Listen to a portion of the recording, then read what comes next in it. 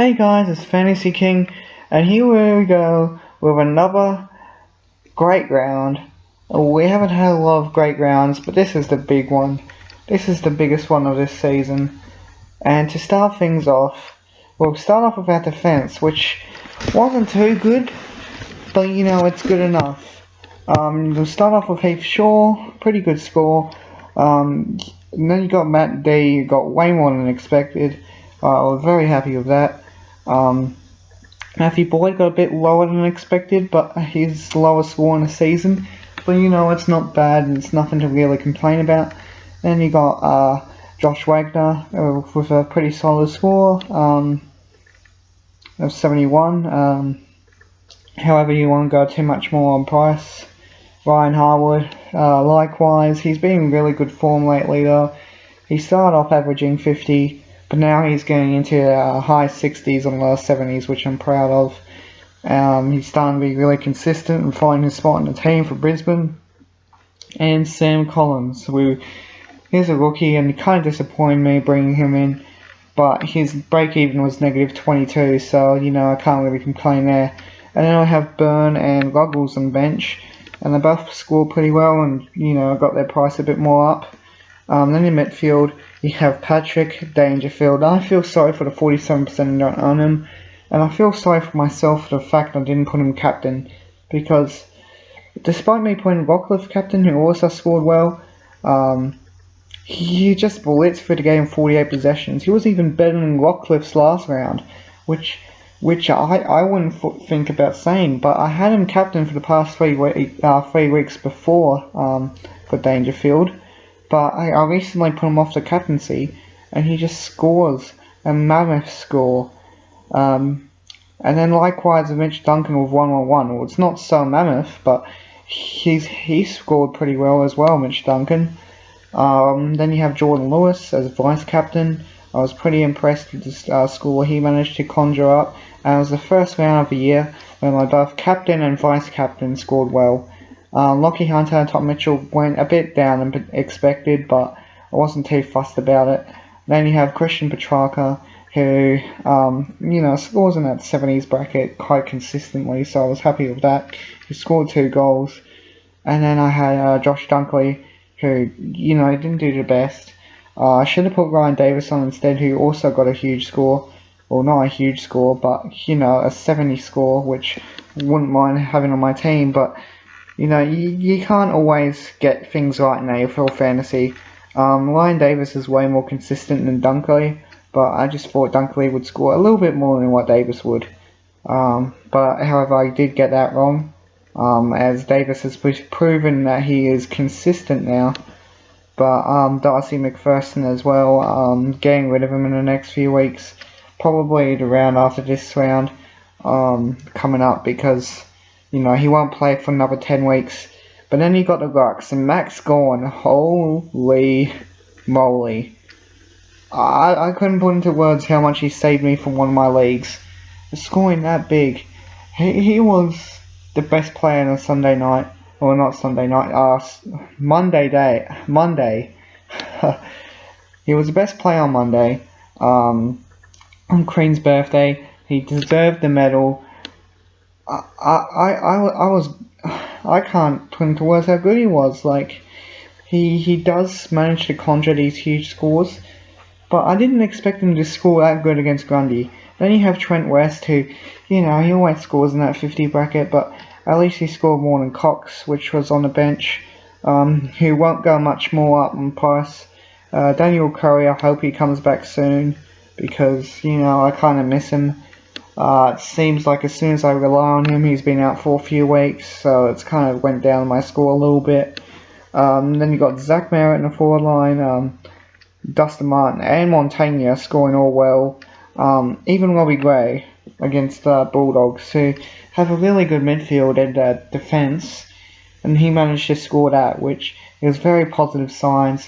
He has started the season off pretty badly, but you know, he's getting up to that premium price again. Buddy Franklin, again with a 70 score, but I wouldn't really complain considering he only scored 1 goal and he had a few free kicks against him. And then you got Sam Kerridge with a pretty solid score. I mean, he's going to keep on going up a little bit more in price. So I would keep him for another few weeks. And on the bench, I had Aaron Hall, who didn't play, which was kind of a letdown for me. But yeah, I decided to keep him. Decided not to switch to anybody, and Mitch McGovern, who, yeah, he's good bench cover, but I decided to trade him this week, and I'll show you my trades right now. We'll start off with Kieran Byrne. Traded him out. I don't think he's at the prime of his price. I don't think he'll go up much more. And he's facing a bye. Likewise with Mitch McGovern, who I also traded out, who is also at the prime of his price. I put in Logan Austin. He scored about 70 on round 12, and I managed to bring him in because although his job security is poor, it will kind of increase my team value a little bit and do me good in the long run. And I also put Sam J. Reid in, also another player with little to no job security, but I think he'll score well when he gets activated. He does average in between 50 and 60, which is pretty good for a very, very cheap price. As you can see, my rank has gone up quite a few places after that very solid score. For the first time this season, or other than round 1, I'm averaging more than 2,000. As you can see from my remaining salary, I can use a lot after this week of the buys. I'm planning to upgrade Simpson, or I'm planning to get Simpson for Wagner next week, so I can have a third premium in my defence, and perhaps even more like Rosa and Suckling for players like Harwood and Ruggles. But you know, that hasn't become 100% certain yet, because you know they could increase a lot on price, and it could be hard for me to obtain. But as you can see from the round 13 rank, it was a lot better than what it has been in the past few weeks. And you can see the other ranks on the screen there, how they've all gone up. As you can see, the buy rounds only mean the first 18 high scores count. But this is going to be my team for this week. It might have a few changes in the end, but I'll start off with the defence. It's actually a full defence there, of Heath Shaw, Matthew Boyd, Matthew D. Matthew D will keep on going up in price. As for Shaw and Boyd, they should get 100. Wagner will only increase a little bit more on the price, and that's why I'm getting rid of him the following week. Harwood will continue to go up a little bit more on the price, and likewise with Ruggles. However, I'm going to get rid of both of them soon.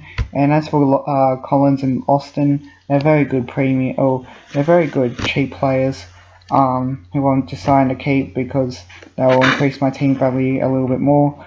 Then you got the midfield, Patrick Dangerfield. After that 187, I still haven't picked him captain this week because they are facing a tough opposition in the Bulldogs.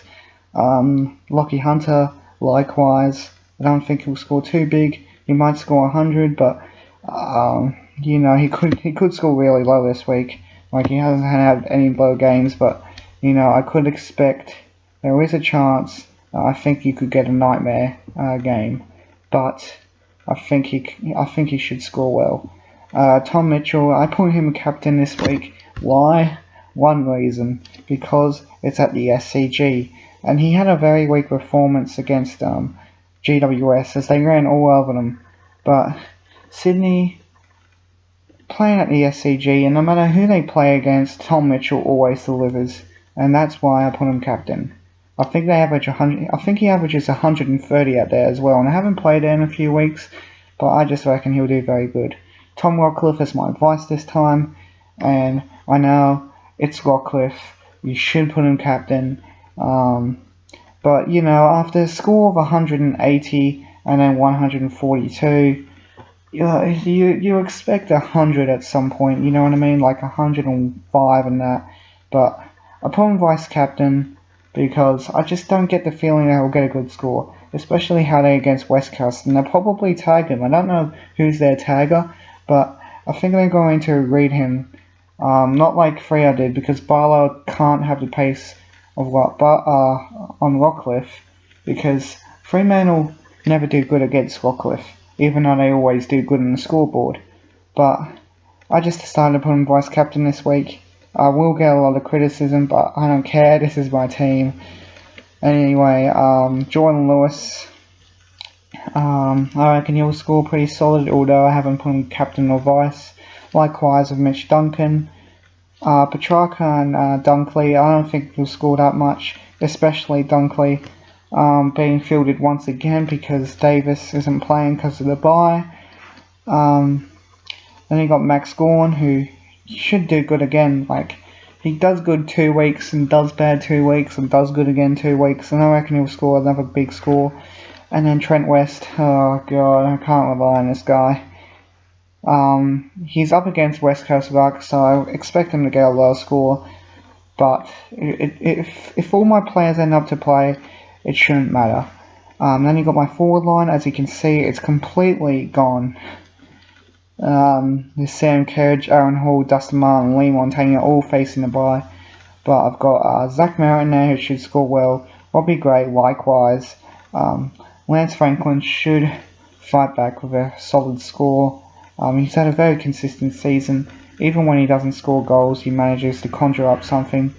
And then I have Sam Reid, who, doesn't have good job security, but I reckon after that game where he scored a goal, he'll have another week. Well, I hope you guys enjoyed this fantasy video. Leave a like and subscribe if you enjoyed anything that I've been showing. And I'll see you in my next video. Peace out.